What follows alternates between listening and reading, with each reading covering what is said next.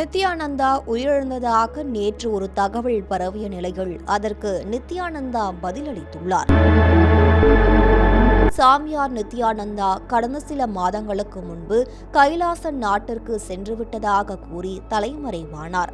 அவர் எங்கு இருக்கிறார் என்பது குறித்த தகவல் எதுவுமே வெளியாகாததால் பலரும் அதிர்ச்சியடைந்தனர். இந்த நிலையில்தான் நேற்று நித்யானந்தா திடீரென உயிரிழந்து விட்டதாக ஒரு வீடியோ வெளியானது.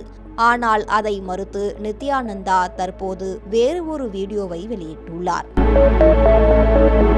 அதில் தான் உயிரோடு இருக்கிறேனா இல்லையா என்பது தனக்கே சந்தேகமாக இருப்பதாக கூறியுள்ளார். நான் வீழ்வேன் என நினைத்தாயோ என்ற தலைப்பில் வீடியோ ஒன்றை நித்யானந்தா இப்போது வெளியிட்டுள்ளார்.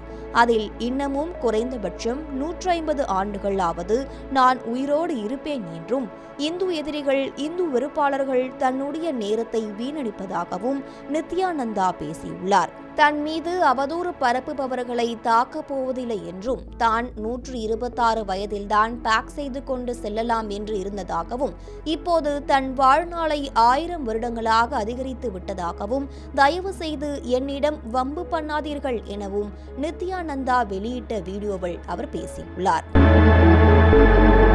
தான் உயிரோடு இருக்கிறேனா இல்லையா என்பதற்கு ஒரு முடிவு எடுத்துவிட்டு தன்னிடம் வாருங்கள் என்றும், தனக்கே தான் உயிரோடு இருக்கிறோமா இல்லையா என்பது சந்தேகமாக உள்ளதாகவும், அந்த சந்தேகத்தை தீர்த்து வையுங்கள் என்று நித்யானந்தா நகைச்சுவையாக வீடியோவில் பேசியுள்ளார்.